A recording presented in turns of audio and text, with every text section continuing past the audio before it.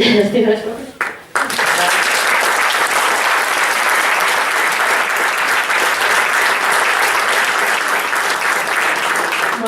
gràcies, Montse.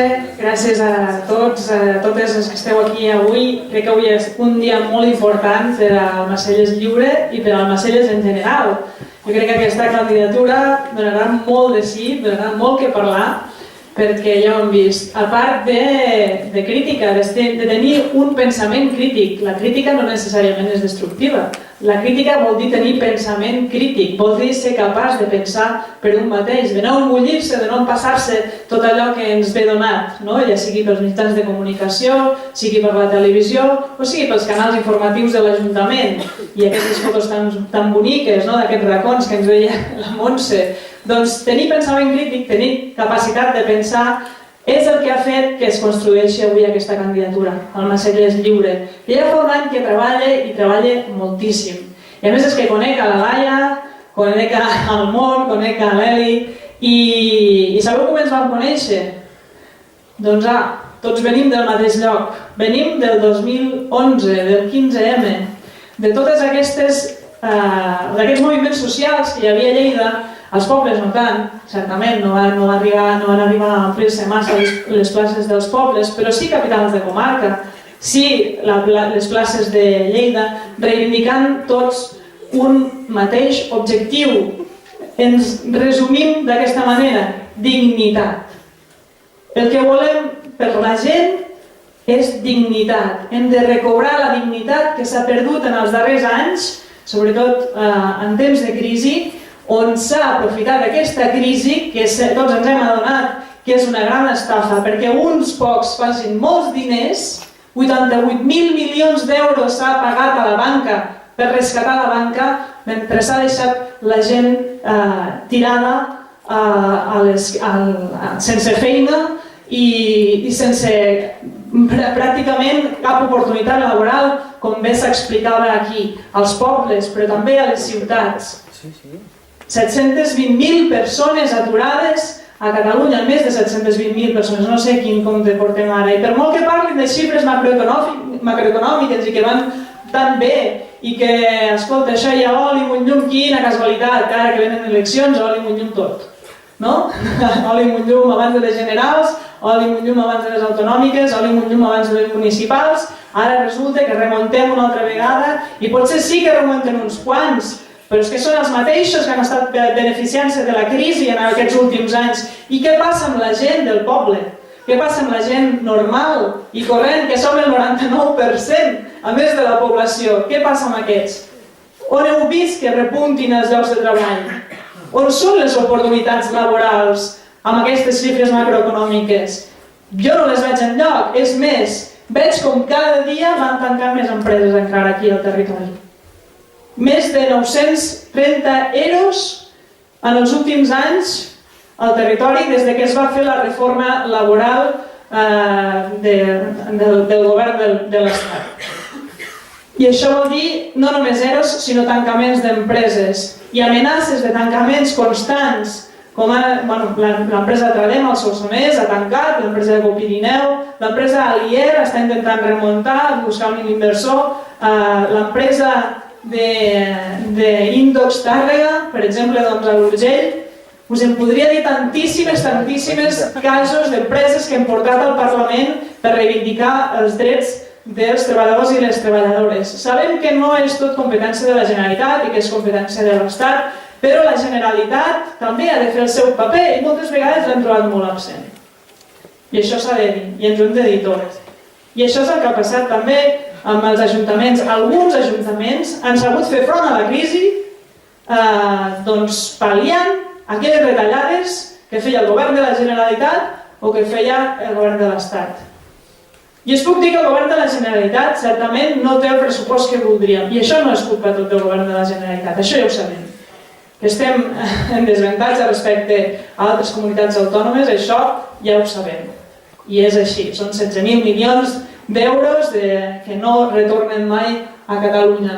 Però, ostres, i els que tenim, no creieu que tenim la responsabilitat, o tenen la responsabilitat com a govern de la Generalitat de distribuir-los bé? Doncs no. No es fa així. Vaja, tenen la responsabilitat, però no es fa així. Són 60.000 milions d'euros que s'haurien de repartir pel territori de Lleida en aquests moments i que haurien d'anar al rescat social, òbviament, no al rescat de la banca, no al rescat de segons quins privilegiats, sinó al rescat de la gent. I això vol dir pal·liar els problemes que té la gent avui en dia, que són problemes de no arribar a final de mes, problemes de voler treballar i no poder treballar. La gent no vol caritat, la gent el que vol és treballar. La gent vol una vida digna, el que dèiem, dignitat, sobretot. Això és el que vol la gent. I aquests diners estarien ara molt ben distribuïts, sobretot si anessin i afrontessin els problemes reals de la gent, que és que no poden pagar la llum, que no poden pagar l'aigua, que no poden pagar tantíssimes coses, l'escola bressol i els serveis municipals. I alguns ajuntaments, els nostres, us puc dir, n'estic ben orgullosa, sí, la gent que ha treballat per Entesa, per Iniciativa per Catalunya Verds, Esquerra Unida Alternativa, coalicions allà on governem, doncs s'han dedicat a pal·liar les retallades del govern de la Generalitat. Com? Doncs l'escola bressol, per exemple, les escoles de música, tot allò que són serveis municipals, hi ha posat diners l'Ajuntament perquè la gent, les famílies, no notin les retallades. D'això s'estaven parlant ara avui la Eli, la Montse i la Laia, precisament. De com des dels ajuntaments sí que es pot fer front a la crisi, sí que es pot governar d'una altra manera, sí que hi ha una altra manera de fer municipalisme, sí que es pot estar al costat de la gent, sí que es pot ajudar a la gent a pagar l'aigua, a pagar la llum, a pagar serveis municipals i a tenir una vida més digna i més feliç. I jo crec que això, si algú pot aconseguir aquí al Almacelles en aquests moments, l'única candidatura que ho pot aconseguir és el Almacelles Lliure perquè s'ho creu de cor. Ho hem demostrat, la Laia s'emocionava, no? I fins i tot patia quan explicava totes les represàlies que han hagut de sofrir des de l'any passat, justament per portar la contrària a l'Ajuntament o a la gent que ha estat governant durant molts anys. I això per mi és molt familiar. Jo vinc del municipalisme també. La meva primera experiència política va ser a Rosselló, no gaire lluny d'aquí, on vaig ser regidora el 2007. I, bueno, doncs què us he d'explicar?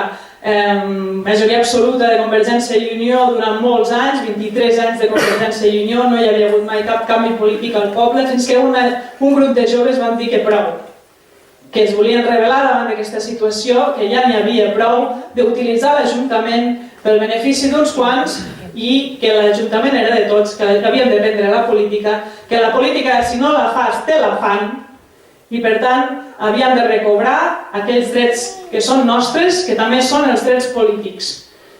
I estan en cada un de vosaltres. La Laia, jo crec que juntament amb la resta de la candidatura, la Montse, m'ha agradat moltíssim el teu programa, i a més ja hem agafat idees per Rosselló, també, però sí que té tota la raó, aquí tot el DAFO, l'analitzar els punts forts, els punts dèbils. Ostres, anem a potenciar aquests punts forts, no els punts dèbils.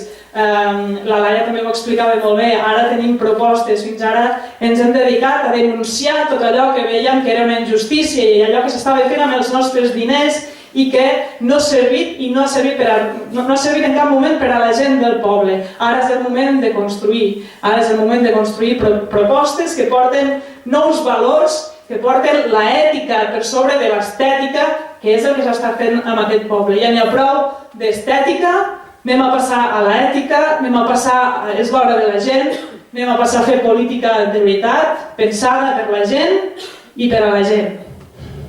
Laia, crec que tu ara has de tornar aquí a parlar.